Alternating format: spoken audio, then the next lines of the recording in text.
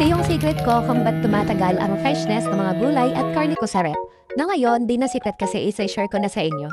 Kung gusto niyo nga rin na tumagal ang freshness ng gulay at karne ninyo sa rep, gumamit kayo nitong food vacuum sealer. Sobrang dali lang gamitin ito. Vacuum seal at seal lang. Kung karne o gulay ang i-store mo, isang pindot lang dito, vacuum sealed na agad in less than a minute. At kung mga chichirya o snacks naman, pwede mo lang i-seal para hindi kumunat. Ang ganda rin kasi nito, portable siya, sleek yung design at hindi bulky kaya sakto kahit maliit lang yung space mo sa kusina. Ang pinakagusto ko dito, nagdodoble talaga yung preservation time ng pagkain. Halimbawa, yung gulay na usually 4 to 5 days lang fresh, nagiging 7 to 10 days kapag naka-vacuum sealed na.